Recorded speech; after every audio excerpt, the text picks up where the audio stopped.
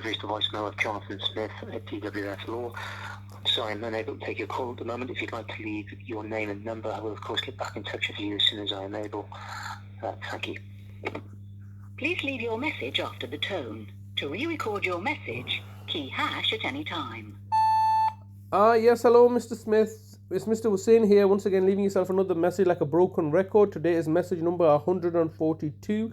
I've left you 141 messages since the 18th of October 2023, and today is Friday the 8th of March 2024, and the time is around about getting to be about 11 o'clock. It's now been 213 days that my brother's been kidnapped from my care since the 8th of August 2023, and I continue to not know where he is and what kind of conditions he's been held in. The only update I've managed to get is through your witness statements presented to the courts that what his situation is.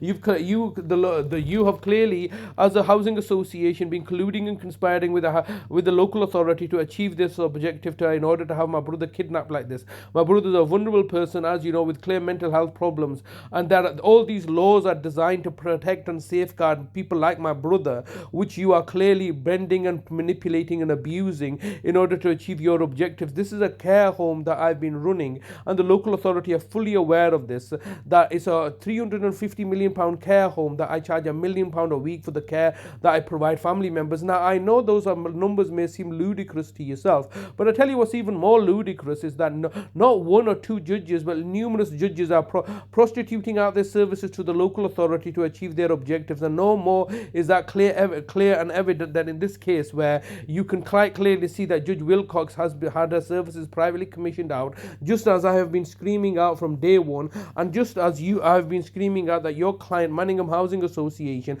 are simply acting as proxy agents for the local authority to achieve their objectives. The housing association should prioritize its business, which is to collect rental income. Rental income is available if they offer us a tenancy agreement. That tenancy agreement can then be utilized to get housing benefit from my brother who has entitlements. But the way it's presently been manufactured and partaken in is that your client's refusal to give us a tenancy agreement has resulted in substantial financial cost savings to Bradford Council, who have not been paying any benefit money, housing benefit money, and also pursuing council tax on us when we would be entitled to a council tax rebate. This is all on the basis that your client has refused to give us a tenancy agreement or renew or houses. My brother's a vulnerable adult who meets the criteria of your client, the Manningham Housing Association, because he's Asian and from a minority group and has mental health problems. We could have had this done this amicably if there was no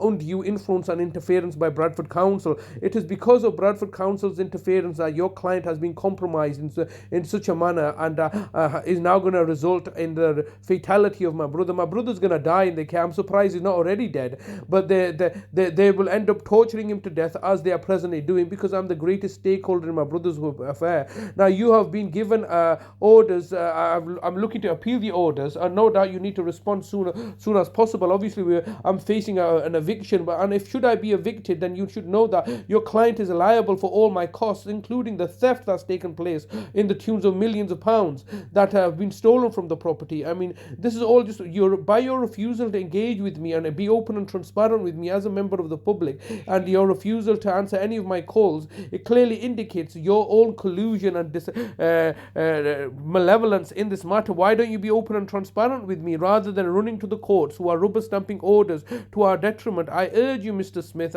as your client's representatives, to engage with me. That's what Time up in 10 seconds.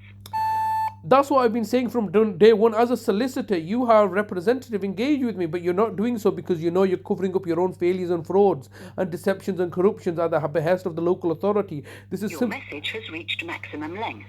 Message deposited. Thank you for calling. Every day I'm leaving message. Every day they're just ignoring me. They just can ignore me and put me under procedural understanding so that they can choose to cause harm, alarm and distress. Totally ridiculous.